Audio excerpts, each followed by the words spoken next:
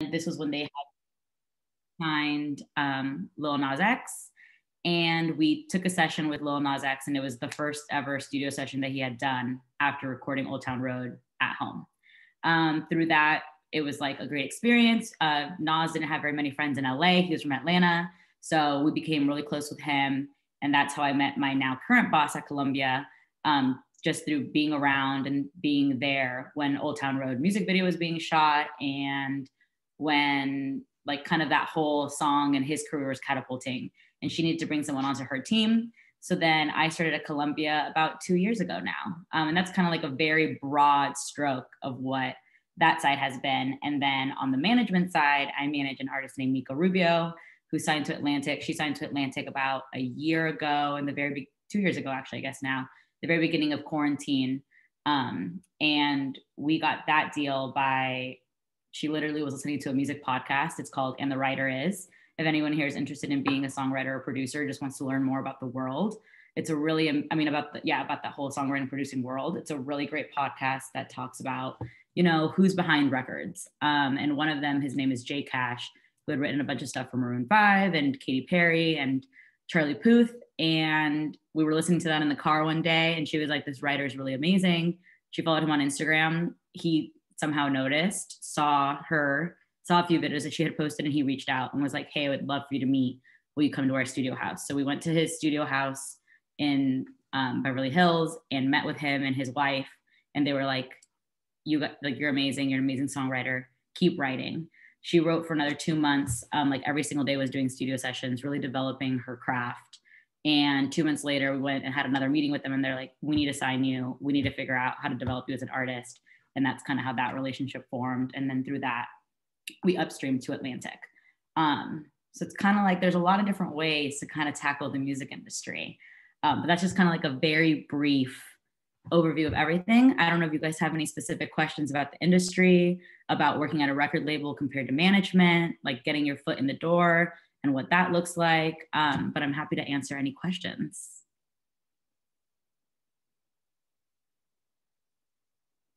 Hi, Anna. I'll just briefly introduce myself. I have a question for you. My name's Sam. I'm a senior here at the U studying advertising and PR. Super passionate about the music industry. I'm actually interning with Danny Rockow, supporting Columbia Records artists. Oh, no, amazing. Yeah. So I had a quick question for you just about like Columbia Records. What do you guys kind of look for in rising talent, and how does Columbia Records specifically develop new artists?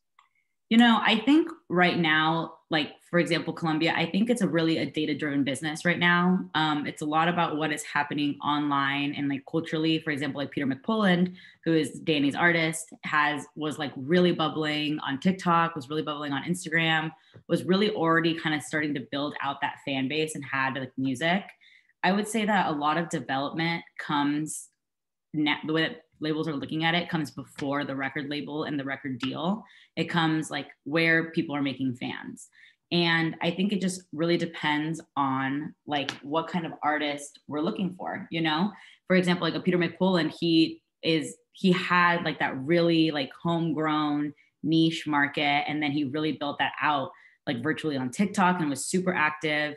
And something that our president, like Ron Perry, really looks for is for people to be active. You don't have to have the most massive fan base, but as long as he can see that you're like willing to put in the work and willing to really like activate the things that are available to you is super important.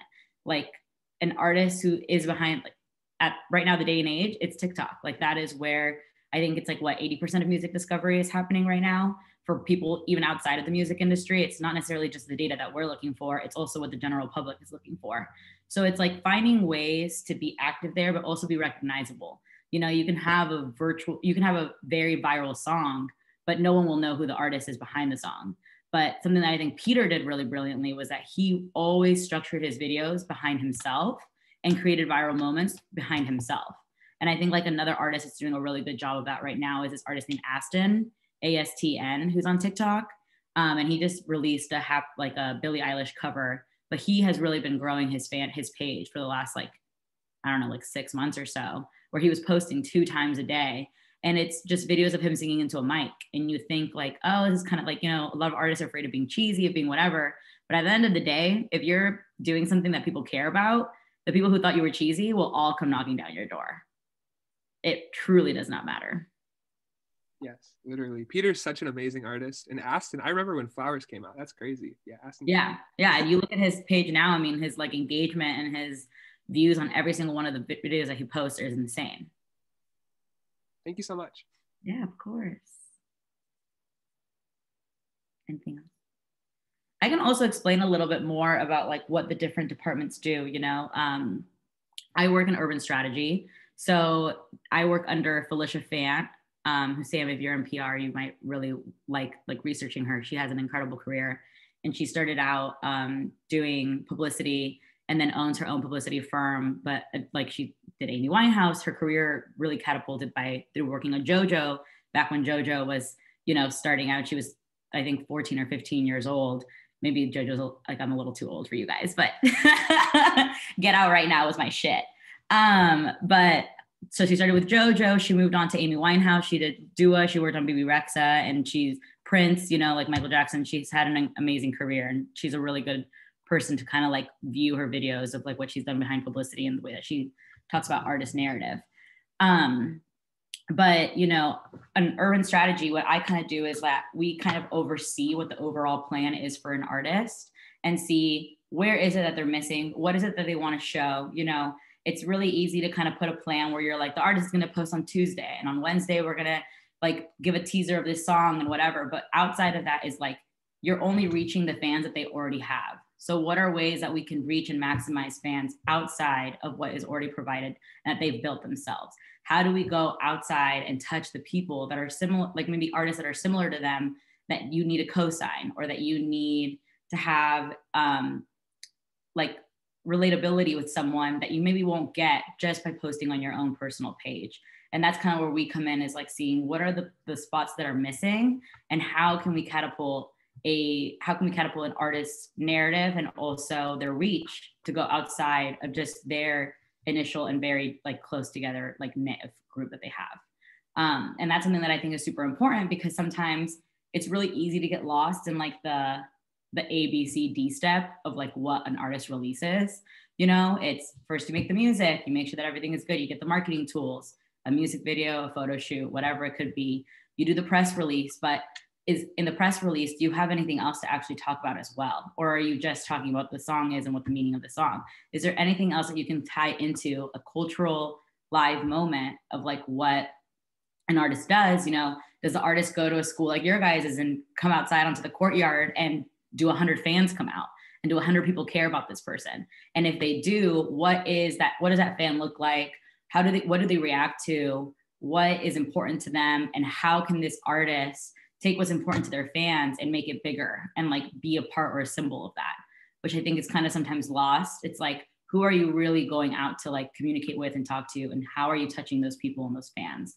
Is something that's super, super important. And especially now that COVID is over, I mean, I guess not over, but the world kind of feels like it's opening back up and going to more normalcy than it was before.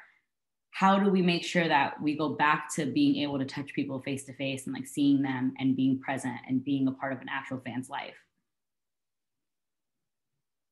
Okay. I have so many questions, but yeah. Okay. First question is, so basically what you're saying is, to me, like urban strategy, it sounds kind of like a marketing kind of perspective. Like you have to figure out, you get the artist, and then you just kind of like market them in the way that they want, or do you have some control over how you want to like brand them in some way? Because I know that there is some, I don't know. I feel like, I mean, at least in my experience, everything is built around the narrative that the artist wants to put forward. So it's like, I think something that's really important when you're working with a newer artist or you're trying to develop an artist brand is figuring out what the artist wants, who they want to be, and how they want to see themselves. And how do you drive those things forward? And what makes the artist special? Maybe an artist really wants to be like quirky and funny, but what is quirky and funny about this artist? Like what makes this artist actually quirky and funny? They're like, oh, I want to be a part of that, like kind of the Remy Wolf scene, for example, to me is like, she's very quirky, funny, like cool, but it's like, what about her makes her quirky and funny? Well, you look at her and you know exactly what it is. You know, she like runs around on stage. She makes like kind of awkward comments that are really like funny and cute. She dresses kind of crazy. Everything is neon. Everything is bright. Everything is very whimsical. You would understand what about her is different. But Wait, did you say Remy Wolf? Yes. Oh, I was like, Remy. Oh yeah, I know. I listened to Remy. Who did you think? Yeah. But like for her, it's like, you know, you can see what she's trying to put out. You can see what brand she's building. You understand it. It's very, very evident. It's very clear to a point where like a fourth grader could figure it out. You know what I mean? Like I'm looking at this, I know exactly what I'm looking at and I know exactly who you are. And it's very, very cool. And honestly, something like that, like I can't imagine someone like her being told what she's supposed to be like. Same thing with like a Billie Eilish. Like you see her brand, you know exactly what she's putting out there. You know exactly who she is. And they do it really, really well. And I think a lot of artists feel like it has to be this super complicated, crazy, left of center thing. But in reality, it can be exactly who you are. Even, for example, for me, like I think someone like Roddy Ricch, like I think Roddy Ricch has a very clear brand. He is like this homegrown LA rapper who is just like really true to his roots, like is going to come and like fight for the city and make it this amazing experience for you. And he's going to talk about his experiences. And that is his brand. It's like very lyrical. It's very like, I would say the way that he is presented, it's like, he's very like just out there and ready to like defend who he is and like be present and tell you like, you're not going to put me in a box. I am going to be all of these things. And I feel the same way about Lil Baby. And even like we have a rapper named Polo G, and he is like, he centers everything around himself, around, you know, his sports, Chicago, his hometown, being a lyricist, like telling his stories through his music and like through what he's saying and like how he builds his raps and like is really touching to his roots. And I think that that's something like that a lot of times we'll just be like, okay, you're going to put out this song, you're going to do this, and let's see if something sticks. Well, that's not how you build a long-standing brand and a long-standing artist. How you build a long-standing artist is by figuring out what defines them, how they define themselves, and how you can make sure to present that within their marketing, whatever that may be. Okay. I have another question. So have you ever signed somebody who may have like just gotten purely popular out of like TikTok or any like social media platform without like any live shows or anything like that? We definitely have had artists like that. I do not work. So the people who are in charge of signing artists, that's called artist and repertoire. So that's an A&R. They're the ones who are going out to the studio, building songs, finding the records, finding maybe whoever's bubbling on TikTok, whoever's bubbling on Instagram, maybe someone who's having shows in LA and you're like, what the hell? This guy has 1,000 followers, but has 300 people at his shows and no one knows who he is. Like, what is going on here? That's really about being like in the culture of the music making process and like artist discovery. And then we actually get the artist once they're already signed. So once they've already been brought into the label, that is when marketing, urban strategy, digital, and all of these other people come into play. So all the other departments. So we're not really in charge of that, but I will say there are artists, and there are, especially during COVID, you know, there was a lot of doubt as to what the music industry was going to look like. We lost touring. We lost like live. We lost going to even award shows. Everything was being done digital. We couldn't do music videos. We couldn't like do the normal things that we hadn't have photo shoots for like almost a year. Like the normal things that artists do in order to like make their career move forward weren't at our avenue. So it's like, what do we do now? So I think that the industry really shifted. And I think that's when you kind of saw these like big signings of these really big viral songs, because the songs are already generating. It's at the end of the day, it's the music business. Like as much as me who loves being behind creatives, and like one of my favorite things in the world is artist development and making sure that, you know, artists have time to grow from like the tiny seed to like the huge tree. Like sometimes that isn't actually reality for what it is when it comes to making money. So there are definitely songs and there are definitely like artists that were signed for like one song deals in order to keep the market share up for the company. And that's kind of like, it's important, I think, to make sure that you have a balance of what that looks like. Like you can have the artists that, you know, are going to be one or two offs that are going to have these huge songs that are going to be massive viral moments. And then maybe it's not really like necessarily like an artist narrative that they want to build, maybe an artist just got lucky, posted a sound on TikTok, and it became this huge thing that was all over the internet, you know? And then you have to have the artist that you develop, then you have long term, so that you and like, but you also have to have this artist so that you can invest in this artist, if that makes sense. Because it's very, very expensive to develop an artist, like very, very expensive, especially to build from the beginning, ground zero. And especially if you're a pop and rock artist. When you're a hip hop artist, it's not as much, because there's so many like moments that you can touch with a hip hop artist. You can have a cultural cosign. You can do a bunch of showcases. You know, you can be really present in the digital world. If you have the connections, you can do a Cole Bennett music video, and you can have a lyrical lemonade cosign. And like all of these moments that elevate you and escalate you. When you're a pop rock artist, you really get elevated by your live show. That is like your form of proof of who you are and like what people expect to see from you. And when you don't have those things, it's like almost impossible. That's why during quarantine, you really only saw like a few acts really break, like the Olivia Rodrigos of the world, because she already came with a base. Like she already had 8 million followers before she dropped driver's license. She had that very natural like fan base. And then they just elevated that with their marketing that they did, which I thought was brilliant. Like, so they just like added on top. So it's like, it depends on what kind of culture you're trying to break into and like what kind of artist you're trying to break at the moment.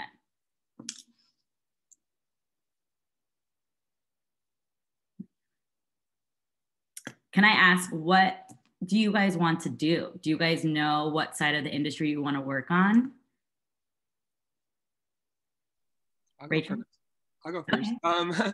I'm super passionate about A&R, and like I've talked to Danny about it. I help like pitch artists to him like weekly. Mm-hmm. So I'm really passionate about A&R. I love like digital marketing in that space as well. And then obviously management, like working with creatives is also something I'm passionate about. Yeah. Okay. And obviously working with Danny, like what does that look like for you? Like, is it, you just kind of send emails as to like with like an artist pitch, or are you coming up with marketing ideas, or like, what does that kind of look like? Yeah, so I work with him weekly. I basically spend the week trying to find new artists on like the platforms that A&Rs look at. I also kind of help with like travel logistics as well. So like I know Peter and Breakins is performing this Friday, so I kind of help like manage his calendars and things like that. So a little on the management side, but a lot of like A&R discovery as well. Very cool. Very cool. Rachel?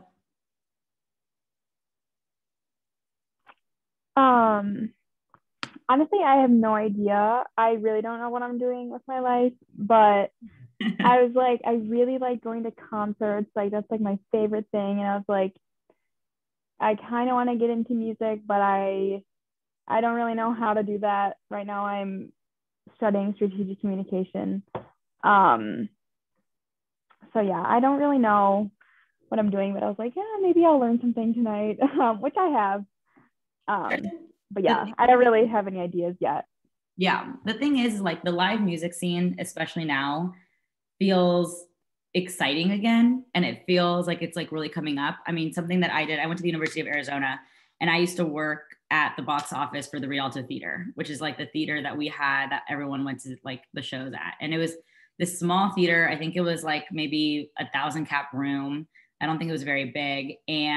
But we had like some amazing people perform there. Like we had Young the Giant, we had Lil Peep back in the day. We had even before his passing, which happened to be there as well, which is kind of crazy.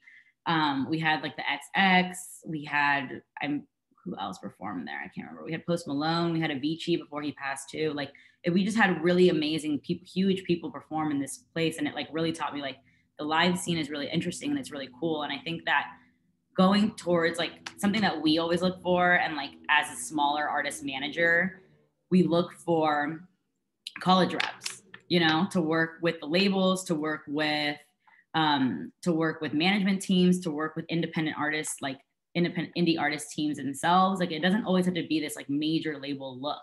The beginning of my career started through managing, like on the outside, being kind of like an intern, kind of in the same way that Sam is, like really like just grinding, trying to figure out what it is that I wanted to do.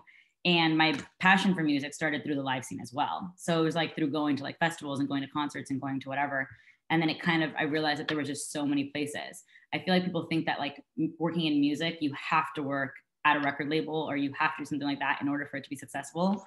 And that's just not true. There are management companies, there are digital platform companies, there's, you know, even tech, like music tech is starting to open up and become such a big thing. There's the agency world where you can work like the CAAs, whatever. You can work at venues.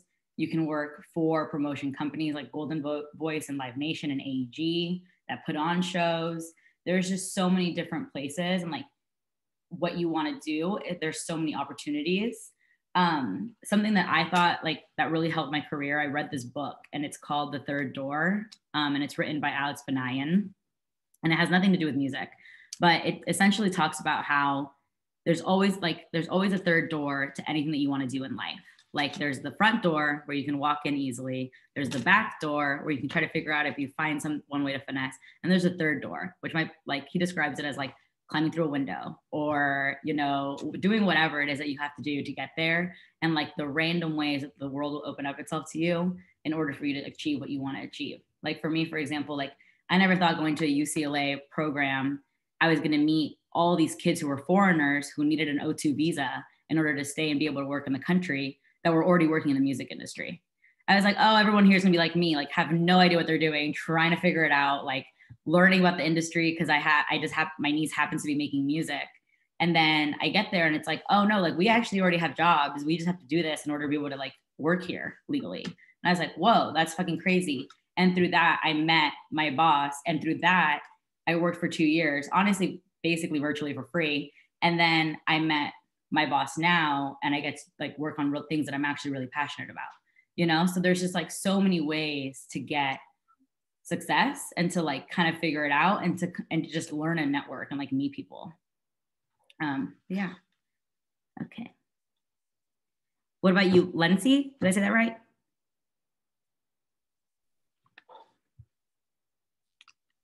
We can't hear you.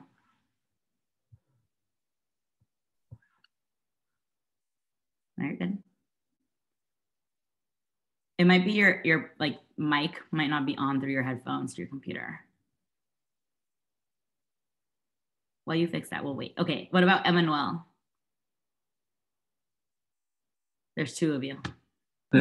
Okay, sorry about that. Hi, I mean, this is my wife. I'm Fancy. Hello.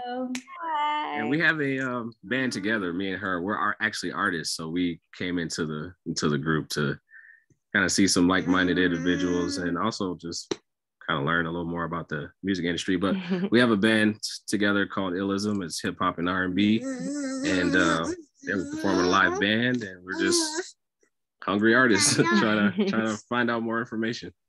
Awesome. Do you guys do performances and stuff, or how do you guys market yourselves?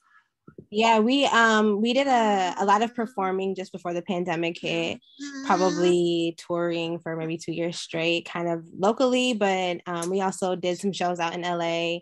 We did South by Southwest. We have a baby.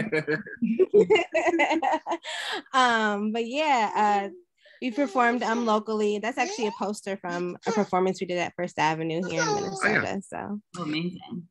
Yeah, so yeah, we perform. We actually have a few projects out too. We just most recently dropped an album called Family Over Everything. So we pretty much do everything in the house. We record ourselves, we mix, master, we do our own videos, graphics. So it's like, yeah, our album was accompanied with a concert film. So as you had mentioned earlier, touring stopped, so we had to get creative. So we actually put together an entire concert film called Family Over Everything, like the album. And, wow. Yeah, and so we produced that with our band and a couple really close friends of ours who are photographers and videographers and sound engineers and things like that. And yeah, so that's how we stay active. That's who we are. We'll try to figure it all out. I'll check it out. Yeah, definitely, for sure. Oh yeah, can we post something in the, I don't know, in like the chat or something, like a link? Go for it. Yeah, you can drop your link in the chat. And while we have like a little break going on here, if everyone here could just drop their U of M 500, that'd be perfect. Just so we can take attendance and just your UMN ID, so the numbers. Yeah, I think something that, like, you know, kind of like Rachel, you mentioned, you kind of trying to figure out whether or not the music industry is something that you want to go into. I think finding your local community is super, super important. Something that like my boss has taught me, she went to an HBCU, and she, like, the way that they all ride for each other is one of the craziest things I've ever seen in my life. It is so cool. And she was a part of a sorority. And through that, like, there are so many people that she has a network of now, because they just all stayed in contact. So many of them have become people in the industry. And it was something that didn't really exist before her, like, her graduating class. I think her and her like colleagues started a music program within Spelman. And they were the ones that really like were the forefront of that. And through that, they found so many people that wanted to do the same thing and just didn't have a community and didn't know how to do it. And they like really built it out. And now they go back like every year. It's a whole thing. Like their homecoming is super important to them. And they have music industry talks, and they actually developed an entire program, an outside club. And it's something that you're like, wow, it's true impact that you can see that they've had in their community and in the system, because it wasn't something that existed for them before. And like, if you look here, there are like 10 people who are a part and are interested in music in one way or another. Like that's 10 people that you have, and those 10 people might know 5 people. Like Sam, for example, interns for Danny, who's someone has artists that are really breaking in the industry right now. So that is like already a connection within the industry. And just like that, like the network grows really, really quickly, and you don't even realize it. And something that's like a really important tool is Instagram. Like I have met so many people through Instagram, like just by sending a random message like, hey, what's up? Even before I had any credibility within the industry itself. I was just like, hey, I'm really interested in this. I love what you've been doing with X artist.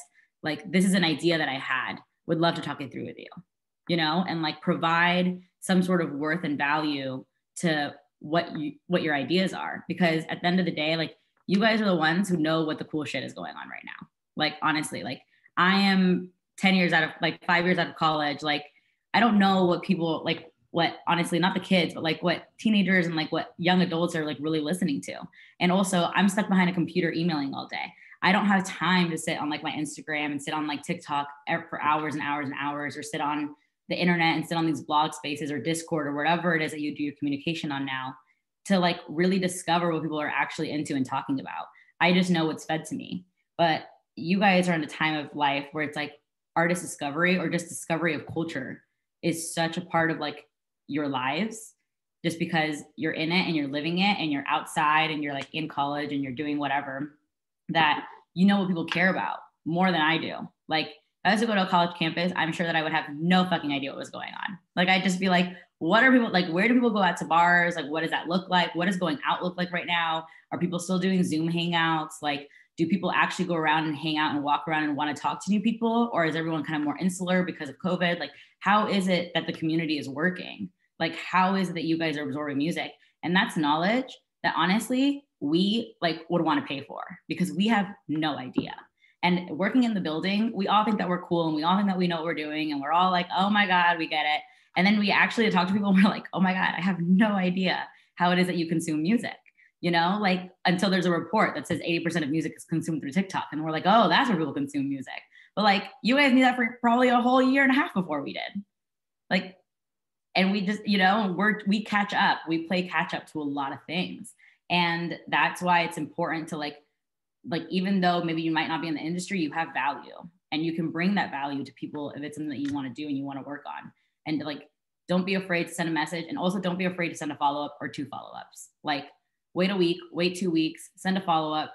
And if like, I get over like 250 emails a day sometimes. Like, sometimes, honestly, if it's something that I don't have to respond to in that moment, I just don't. Because I'm just like, this isn't important right now. I can respond to it in a day or 2.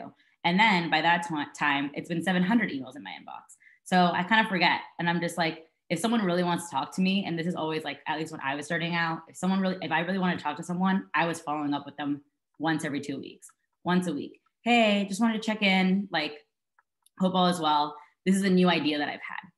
This is something that's developed over the last 3 weeks from when I messaged you about your artist, or from when I messaged you about the show, or from when I messaged you about whatever it is. Like, this is another idea. And like, if someone sees that, they're like, oh, this person really wants to talk to me, and oh, they have really good ideas, or oh, maybe this idea isn't exactly what we're looking for, but you know what, this person is trying and they actually are paying attention to what we're doing.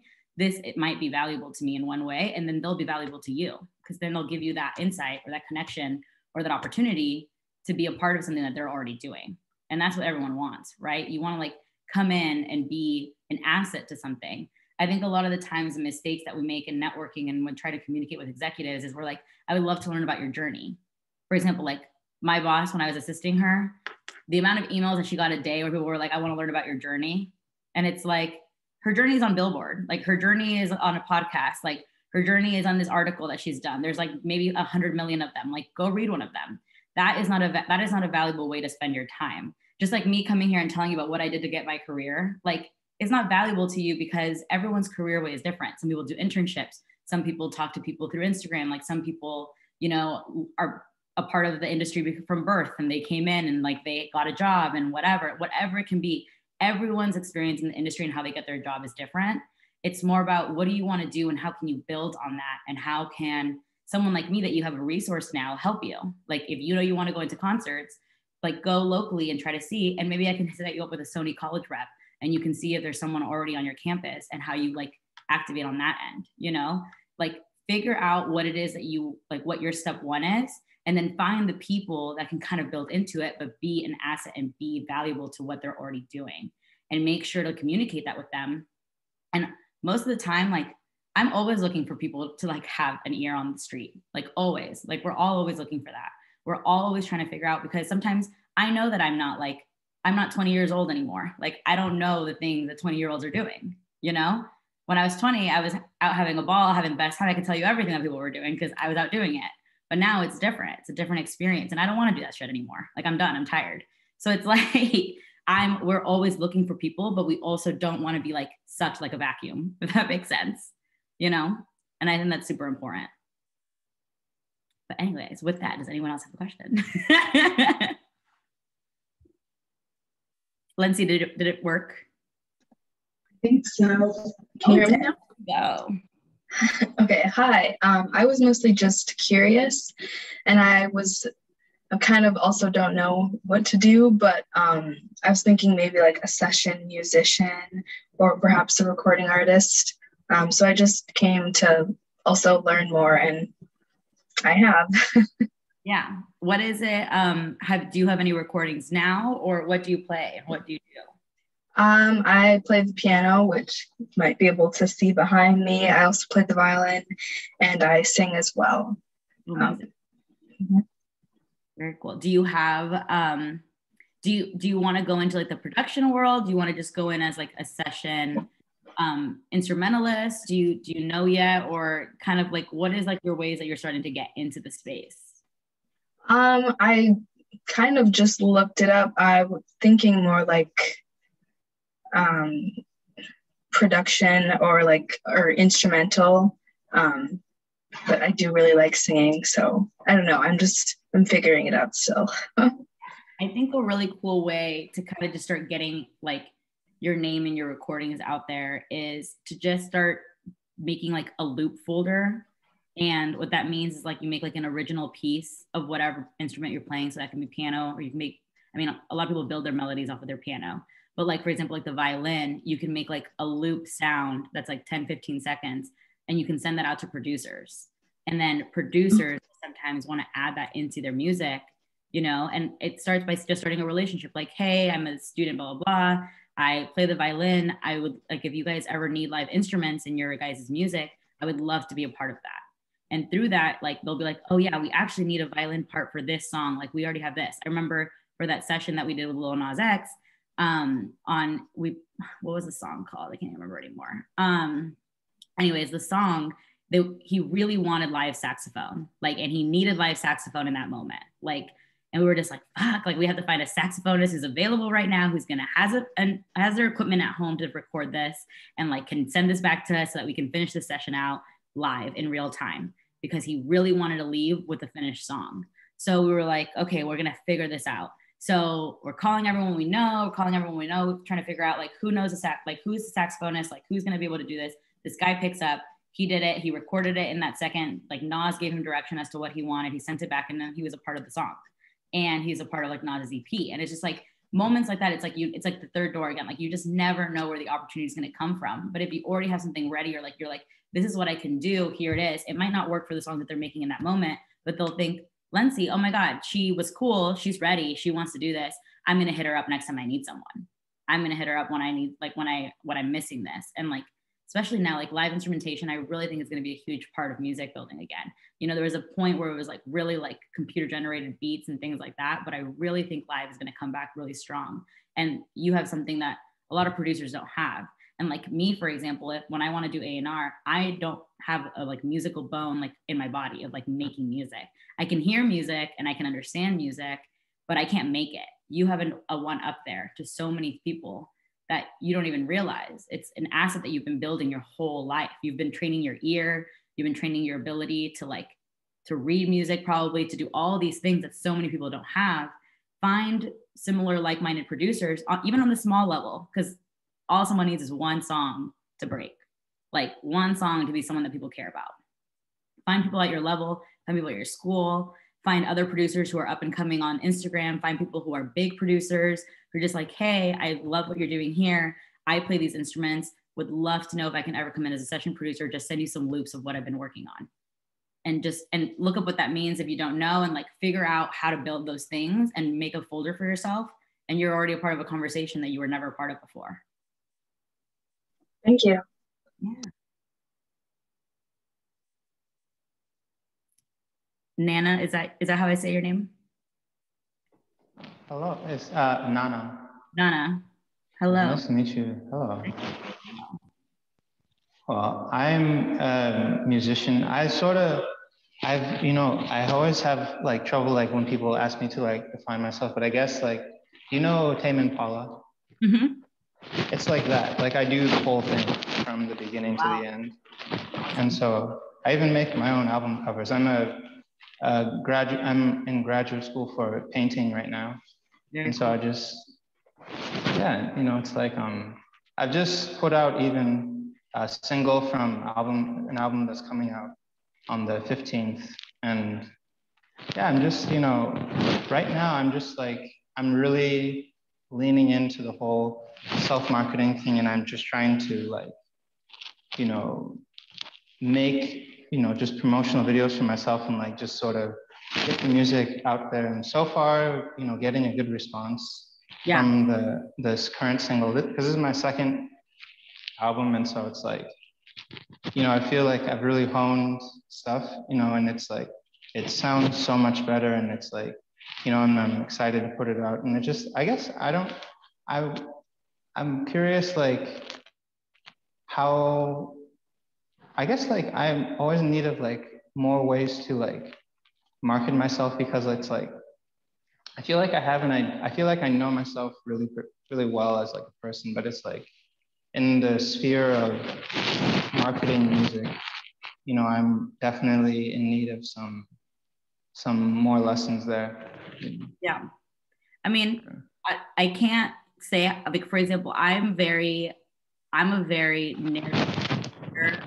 I can tell you how you can market yourself based, because I don't know what your music sounds like what your art looks like, and I don't really know what you do. But I think look into the things like, for example, you're a painter, like that so many artists don't have. And I mean, even someone's totally different than you, but like Halsey did an entire music video where she was painting throughout the entire and it became and like that's something that she like does as a passion project.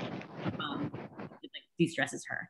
And it wasn't anything serious before, but then she got actually really good at it, and she started like incorporating that into because there's a world where now you're painting while you're playing your music, or like making your music, and it correlates to the way that your music sounds, and you can like describe your music through your painting and through your art. And like, how do you tie in those pieces of yourself? How do you tie in who you are into this thing? And honestly, I don't know why, something that I thought was really interesting that when you said it, like look into like the NFT world. You can sell a painting as an NFT tied to your music as an original like form of blockchain, and you just never know how that can take off. Like, and like look for the places where it's like tied, like music and art are tied into one. There's so many different forms of it. I can't remember what this website was that someone sent me, but if I find it, I'll send it to Sarah. That, you know, maybe there's a way that you tie in both of those things into it and you can actually make money if it is something that like gets recognition and blows up, you know? Oh, definitely. I've never really looked into NFTs. I've just heard about them so far, but it's like, yeah, that's something I hadn't thought about, you know, but it's especially because like you can tie an original work of art to your music, two original pieces into one, and market it that way. And you're like, you're selling it through this forum, and then you always have ownership of it because it continues. Like no matter how many times someone sells or repurposes whatever you're making, it's continuing at all times. You always get a percentage. Definitely. Yeah, I wonder too if I'm able to drop some links to my stuff in the chat as well. Yeah, absolutely. I would love to listen. I appreciate that so much. Thank you. Of course. Chanel. Shayna? Me? Sorry. Oh no, Chanel. Chanel. Oh. Shayna too. Whoever you guys want. I think it's fine. Are you talking to me? Yes. Hi. So my name is Chanel Marie Brooks, and I'm an aspiring jazz singer. And I went to the U of M. I graduated just a couple years ago. And I really just came into this meeting to learn more about the music industry and how to like get myself out there. I've kind of been going at this for a while where I just do everything myself. I'm the singer, I'm the songwriter and all of that. And I was just wondering, I know you kind of touched on it earlier, like what someone in my position could do to get themselves out there and to market themselves when you don't really know so much about the industry, you have limited resources, you don't really know where to begin to network with other people. Yeah. I think something like I kind of said, like building a community around people who are doing similar things to you is super important. And I think that people kind of forget about that. Like if you're a part of the jazz community wherever you're living, you know, those are people who are equally as passionate about the jazz music, the jazz scene, and are going to these shows or going to these events or doing whatever. Like integrate yourself into the community. If you want to be a part of live shows, go to live shows. See if you look around, you can kind of almost always see who it is the person that's working and who is the person that's like, you know, there to make things happen. You know, find bookers, like go to a jazz club and see who it is that's putting together the lineup for the night. Like, and then talk to them and say, you know, I make this music. I want to show myself here. I want to perform here. I want to do whatever.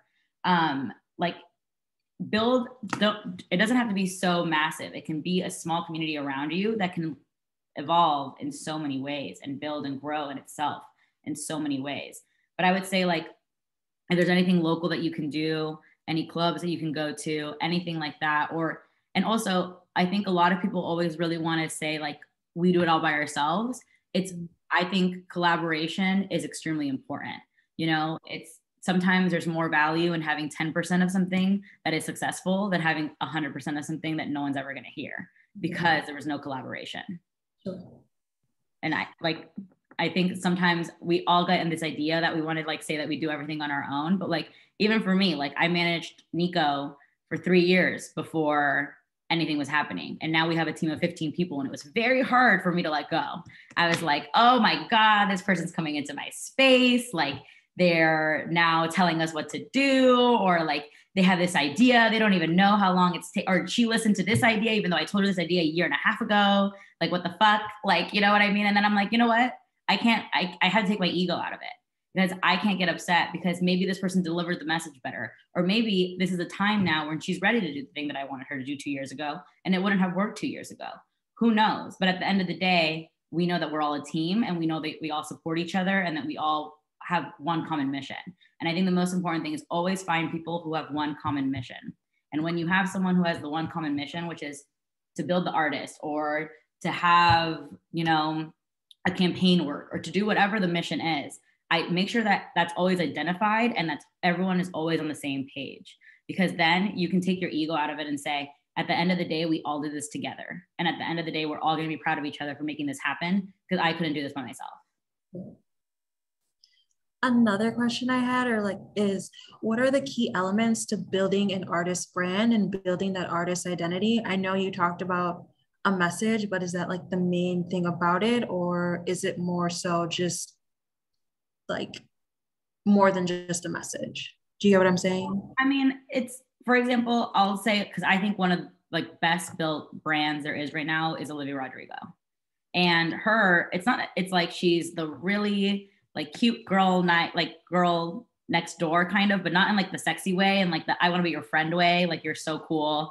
Like she has like these stickers that like on her face that it's like, you're young, you're cute, like, oh my gosh, like what is this? And then her music is like, oh my God, I'm heartbroken. I'm a teenager. Like I'm 17 years old and I feel it again. Like somehow all of a sudden I was remembering my high school boyfriend that like broke my heart and like whatever and was a douchebag and like left me for another girl because he was a cool soccer guy. You know what I mean? Like oh my God, all these emotions are coming back to me. Like that is her brand right now. Her brand is that purple, like that periwinkle purple that you see everywhere. Like when you see that purple, you know that defines Olivia Rodrigo.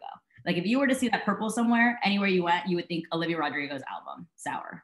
If you had seen it before, if you were part of that, if you recognized it, you know, like if you were looking at what she was doing, if you're a fan of hers, you know that purple is Olivia Rodrigo purple. You know that those stickers represent her. You know that she wears plaid and that she is kind of like this rocker chick who's like still super cool and grungy, but like not, because, you know, she's just like a regular high school girl who is like having her heart broken by everyone.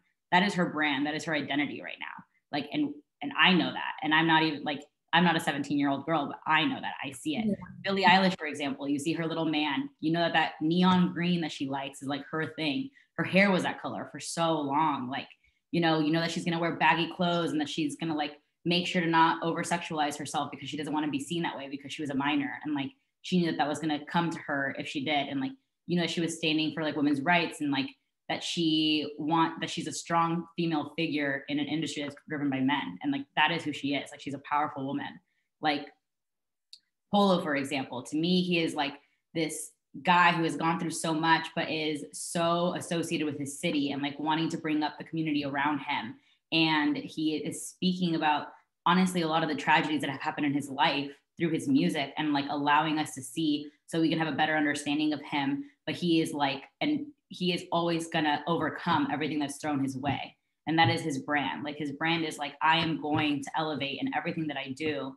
And I'm gonna tie where I come from because that's my roots. And that's what shaped me to be this lyricist and this person that I am now.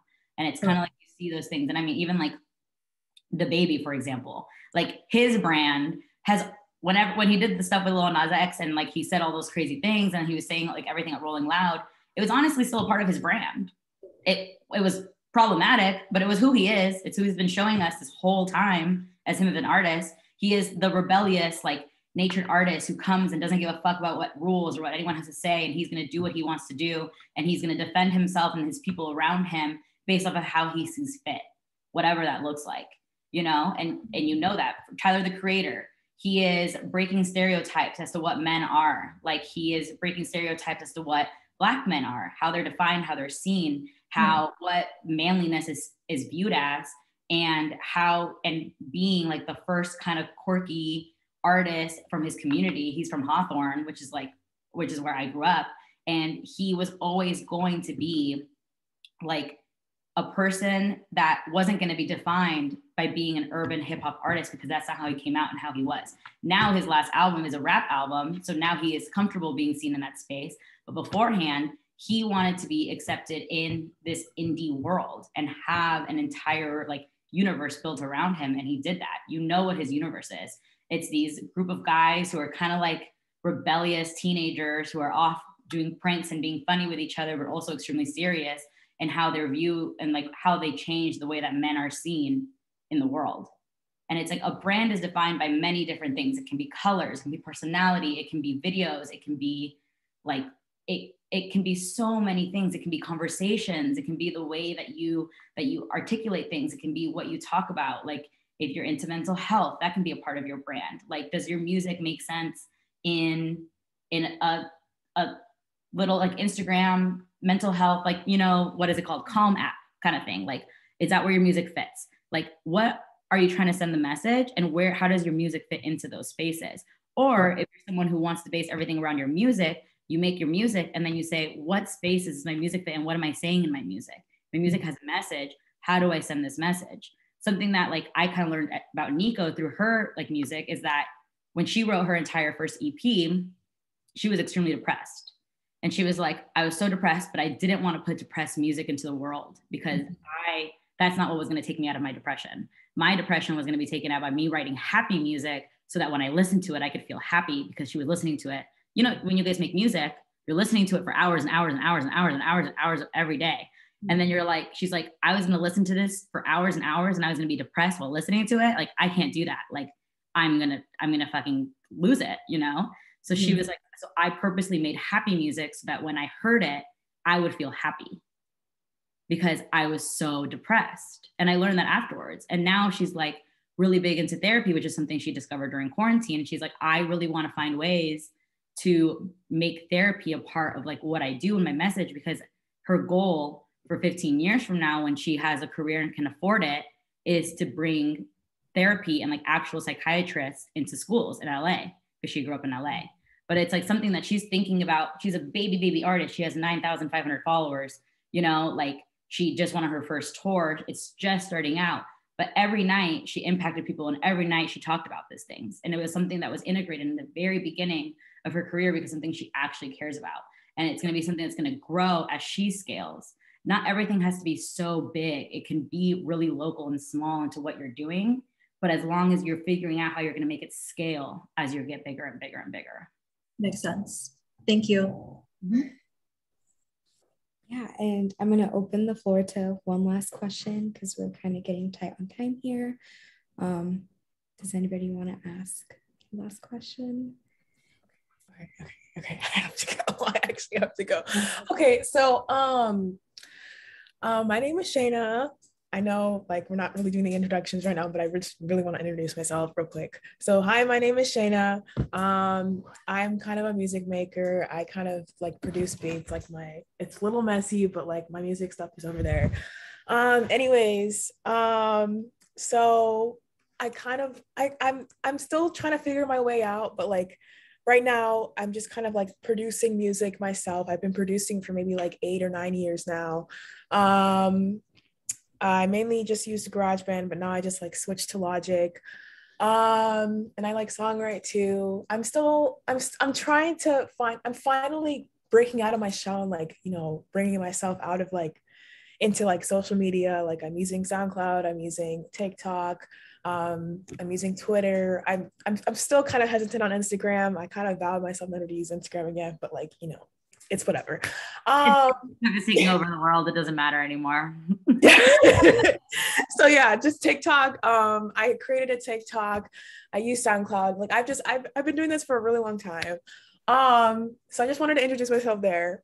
The last thing I wanted to say was, this might sound so petty, but I really, really need it. So tomorrow I have an assignment that's due tomorrow where I have to do like a formal interview type thing.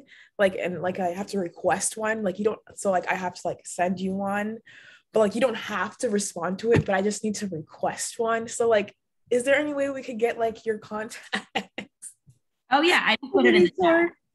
Okay, thank you so much. Yeah, of course. But yeah, I just think I just wanted to say like, you know, thank you. Honestly, like there's so much about urban strategy. I didn't even know about urban strategy in like the beginning, but like I just learned so much, and I think like you're really amazing. And like all over the place. I was just like, I don't want to just talk to you guys. I want to like actually have conversation as opposed to me just saying a bunch of things that like maybe people don't understand.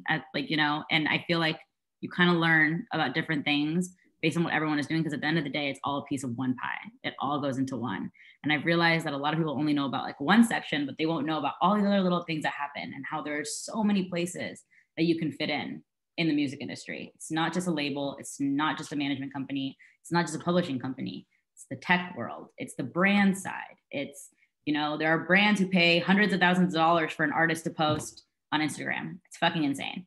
Like, you know, you can make $1 million deals by having someone go and talk for 30 minutes. Like, it's crazy. There's just so many places. There's so many things to do. And there's so many ways to touch people. Yeah. Yeah. Also, is your email like gmail.com or is it? No, this is my management email. It's Anna at PADELANTE management.com. Oh, management. Mm-hmm. Could you okay, perfect. Okay, awesome. Thank you so much. All right. I will do that straight soon away, but thank you so much again. Leah, did you have anything? I don't think we got to talk. I'm a junior here. I'm studying marketing, so I'm kind of interested in, I guess, obviously marketing. But I've always been interested in social media, and over quarantine, I just kind of, found like a lot more about music that I was interested in, and I figured kind of like putting the two together. So yeah, I've just kind of been like looking into like social media marketing groups for like people in the music industry and stuff like that. So yeah. Very cool. I mean, we have an entire department for that. It's our digital department. And we have a digital department, and then we also have a TikTok department. So we literally have both. So there are a lot of places to go into. Yeah, I've definitely been kind of more interested in data now, which is random because I never was interested in that. But I feel like since TikTok, I was like, that's a really big space that people are like looking into. So that's another thing. Yeah. 100%. Yeah. And even then, like too, like social media strategy for tech companies like Spotify's, Amazon, Tidal, Apple Music, like huge parts of like how they brand themselves. I mean, Spotify especially, I think they do the best. You get your like weekly roundup or your end of the year thing, or like for an entire week, you only see what people are listening to on Spotify. It's wild. They've like basically monopolized the whole community of the like roundups of music. I don't know like why Amazon and Apple haven't like come behind that and like actually done something to compete. But it's like those kind of things. Those are digital strategies that you don't even think about, like that is a way to touch the internet that someone developed to be seen online. Very purposeful. And like going back to what you said, there's a TikTok department. I didn't know that was a thing. Yes. The department just for TikTok. That's so there cool. is. And there's also companies that are dedicated only to TikTok. For example, there's a company named Flighthouse. They're like probably the biggest TikTok like influencer company. So we take them music and we say, here's a song. For example, someone like Flighthouse, I'm pretty sure charges a minimum of $10,000 for any promotion that they do through their company per song. So you take it to them, you say, here's a song. What is the campaign that we want to build around it? They say, these are the influencers that we think are going to impact this. This is where you guys should, like, this is who we're going to pay out. And then they go out and they find the influencers and they build the viral trend. A lot of the time those trends are not planted, but like, because honestly, like it is pretty like random what goes, but there are strategies around, certain influencers for certain things and certain dances created and certain whatever. And it's like, it's a whole system. That's insane. I did not know that, but that's great information to have. I just want to say thank you so much, Anna, for coming on here today and taking time out of your day to come speak with us. I mean, I think we can all attest to having you come here and bring such great information and knowledge and really sharing your experiences. And we're all very appreciative of that. Does anybody have any last minute closing remarks they want to say before we kind of end the meeting here for today? This is your last chance, or else you could also just email Anna. I'm pretty sure she put her email down in the... I did. I'm horrible at email, like truly the worst. So please, if I don't respond, follow up. Like I truly believe in it. Yes. Great. All right. Thank you guys so much for coming here tonight. Thank you, Anna, again. And I hope you guys have a great rest of your week, and we'll see you at the next music industry series. Awesome. Thanks, guys. Thank you. Oh, also, Anna, last thing to add. I took all the links from the chat and I put them in the shared folder or in the shared Google Docs that I sent over. So if you missed that there. Oh, awesome. Okay, amazing. Yeah. Perfect. Thank you all so right. much. Good night, everyone. Thanks, guys. Thank you. Thank you.